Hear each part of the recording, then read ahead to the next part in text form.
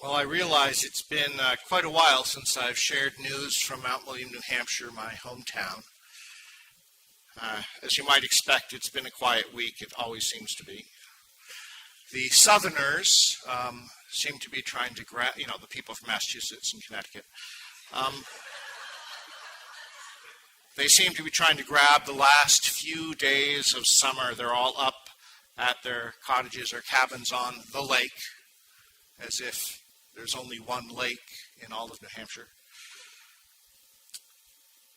Teachers have been going to their classrooms, getting them ready. School starts this week, and elementary students are excitedly buying school supplies.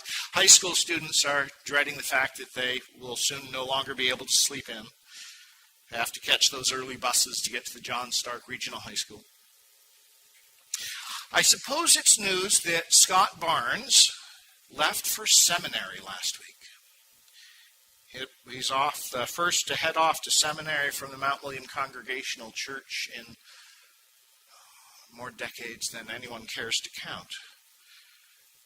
There was quite a fete last Sunday at the worship service as this young man raised in the church was celebrated and blessed to begin this journey. Howard Friend, the pastor of the Congregational Church, remembers the first time he met Scott. He was probably 5 years old, maybe 6, but probably 5 years old when his family arrived at the church. Pastor Howard remembers Scotty bouncing around the Sunday school classrooms with his older brother and twirling on his father's hand as he was guided through the parking lots. His naturally large eyes looked even bigger underneath his thick glasses and gave him an expression of looking always as if he was surprised. Scotty's parents, Craig and Diana, joined the church because they wanted their sons baptized. Their welcome was almost overwhelming. It had been a time of struggle for the church. When Pastor Howard arrived, they were having trouble attracting younger members. So when this family with 2 young boys showed up, they were exuberantly greeted, perhaps almost too much. But they stuck around, and soon enough, the Barneses settled into the life of the church. Over the years, though, it became clear that something was amiss with Diana. First, she started missing meetings. Then, she stopped coming to church all that often. When Pastor Howard noticed that it was only Scott and his brother and father, they knew something was wrong. And when Diana did show up, she was often disheveled and inattentive. When Craig made an appointment with his pastor, he immediately plunged into the deep water. She drinks too much. I can't make her stop. He went on to describe the horrible arguments, the days he would come home from work to find her passed out in the living room when she was supposed to be watching the boys, the bottles hidden around the house, her repeated fender benders. It was Pastor Howard's turn to be overwhelmed. But rather than it being from too enthusiastic a welcome, it was being overwhelmed by this family's hell that had somehow managed to slip underneath the church's radar. When Pastor Howard brought up treatment options, Craig said that is the cause of the worst fights. It took one crisis too many, a crisis that put the boys' lives in jeopardy, that finally convinced Diana to go for treatment. Unfortunately, she didn't stay sober, and eventually Craig decided that for the sake of his sons, he had to divorce her.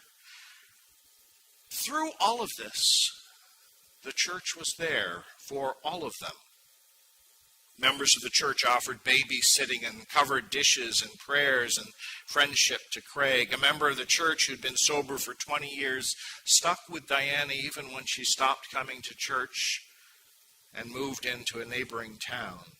That friendship may have been the thing that eventually led Diana to try treatment again and to find some sanity and sobriety. Meanwhile, the boys were given starring roles in the Christmas pageants. They found their best friends in the youth group. They went on mission trips to learn about themselves and people from different cultures. Everyone knew what the family's problems were, but no one ever uttered a word of judgment or pity. The people of Mount William Congregational Church were just being church. They were, without even thinking about it, embodying the holy something that we call grace. I don't know what it was that, or when it was even, that Scott became as reflective as he is now.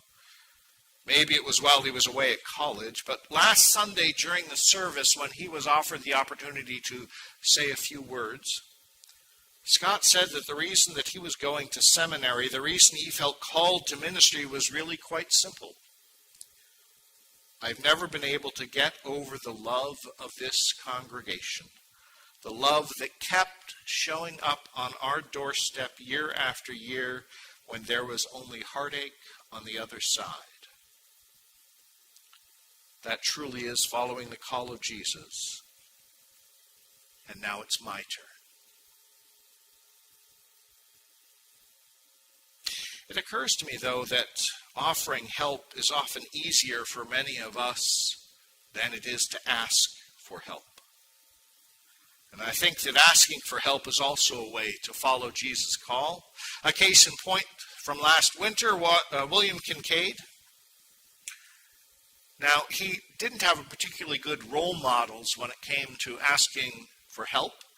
Childhood polio greatly weakened his mother's left side, and though she could have benefited from it, she didn't take kindly to people offering to help carry a stack of books or help her navigate a flight of stairs. His father carried the atrocities of Iwo Jima with him for 60 years without ever asking anyone to help shoulder the emotional burden.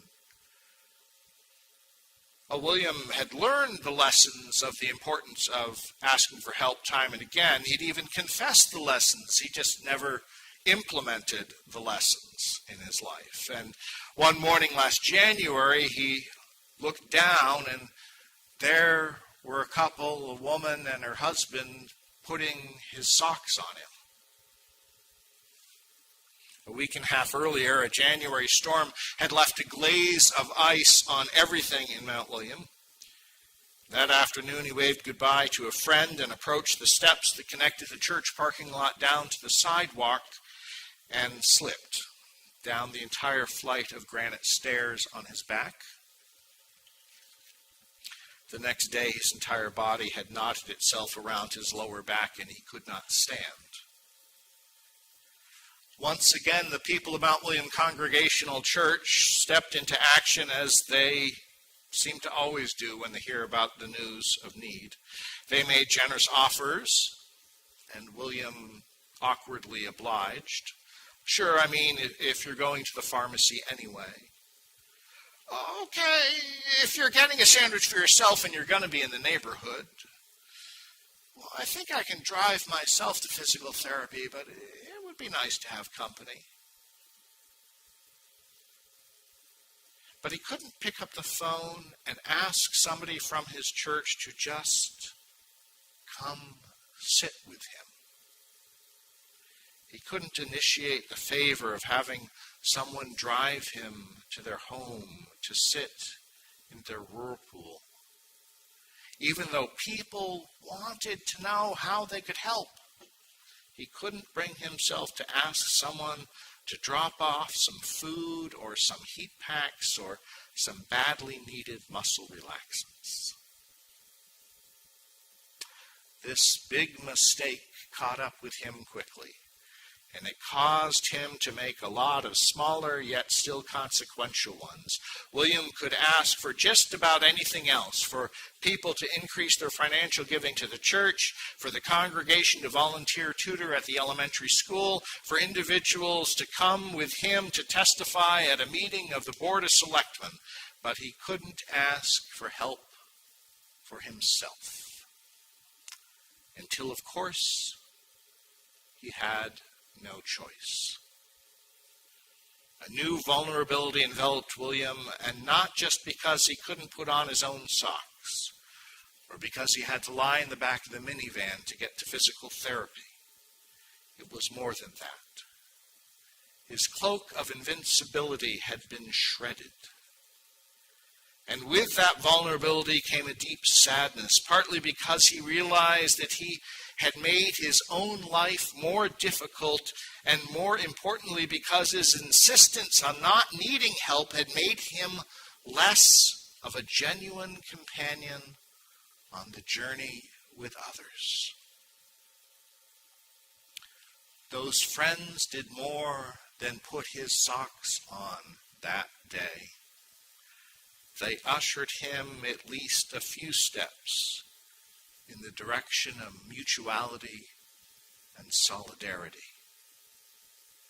It's a gift to be strong and scrappy, but something like a January ice storm will eventually come to all our lives. The greater gift is to be human with each other, to be as open to receiving help as we are eager to give it, and to allow a community's care and compassion to laugh away the most debilitating mistakes of all. Well, that's the news from Mount William, New Hampshire, where all the women are strong, the men are good looking, and all the children go to Sunday school every week.